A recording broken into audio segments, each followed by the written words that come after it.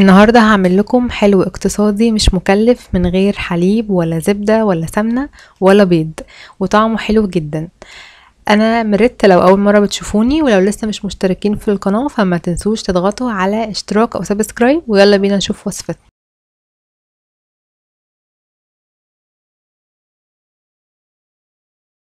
هحضر السيرب. اول حاجة معايا كوباية من السكر وكوبايتين من المية، وهولع النار وهسيب الخليط ده من غير اي تقليب. اول ما يغلي هعصر نص ليمونة واسيبه على النار كمان ربع ساعة. الشربات يكون لا هو تقيل قوي لا هو خفيف قوي، في النص. دلوقتي معايا بقى كوباية من المية الدافية، وكمان باكو من الخميرة الفورية، ومعلقة كبيرة من السكر.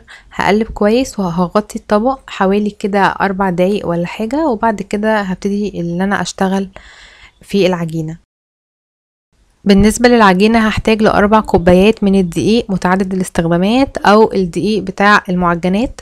مش شرط خالص نستخدم العجينة، ممكن في اي طبق كبير بره. هضيف نص معلقة صغيرة من الملح، وبعد كده هضيف بقى المية اللي فيها الخميرة بالسكر، وبعد كده هضيف كوباية الا ربع من الزيت.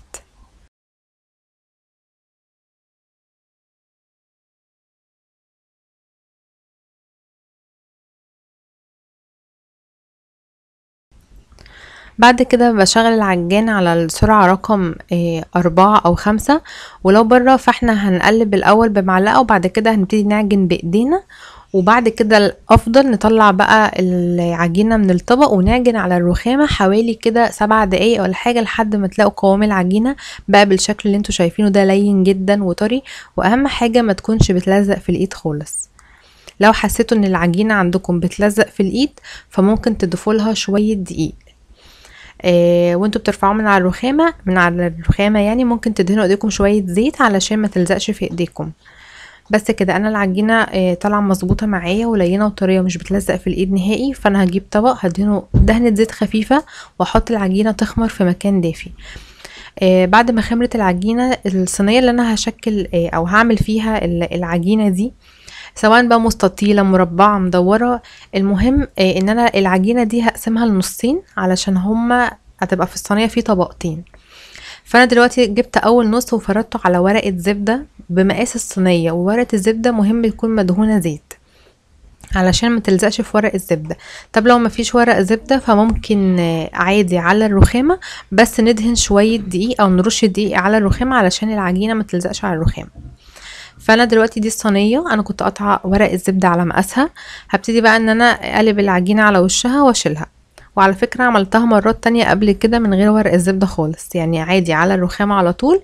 بس ما نفردش بقى العجينه قوي على الرخامه ولا نخليها رقيقه، عشان واحنا بنشيلها بايدينا ما تقعدش بقى توسع معانا او تقطع او كده. حابين تحطوها في صينيه على طول وتبتدوا انكم تستعملوا نشابه صغيره، مفيش مشكله.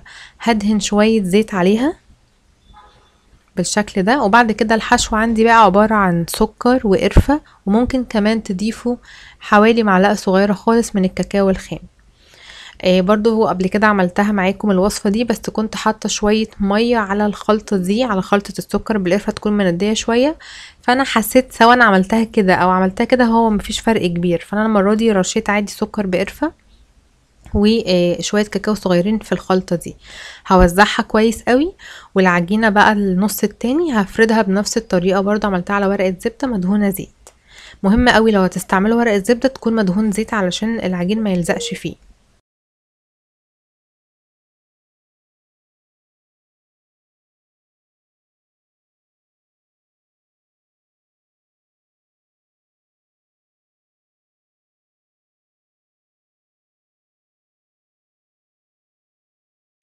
هبتدي افرد العجينة كويس واضغط على الاطراف بتاعة العجينة او اطراف الصينية.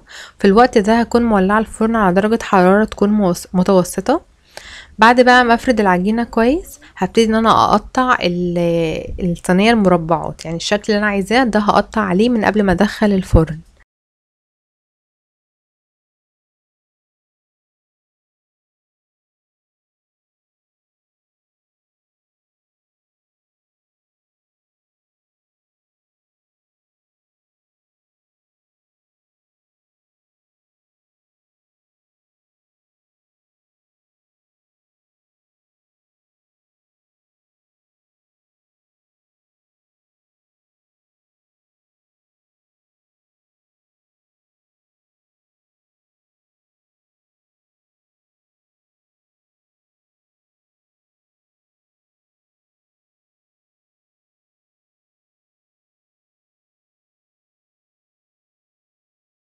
عشان اخلي الوش بقى لونه حلو وذهبي كده، فهعمل شوية خليط ما بين العسل والمية، بس يكون العسل مثلا معلقة كبيرة والمية نص معلقة، مفيش عسل يبقى البديل سكر، ونرش شوية سمسم، وندخل الفرن على درجة حرارة متوسطة لحد ما نلاقيها اخدت وش من فوق. اول ما تطلع من الفرن وهي سخنة هنضيف السيرب عليها ونسيبها متغطية شوية، بتطلع بقى من جوه كده طرية وهشة، ومن بره فيها قرمشة خفيفة، بيكون طعمها تحفة جدا. اتمنى تجربوها، ومستنية تعليقاتكم وتطبيقاتكم.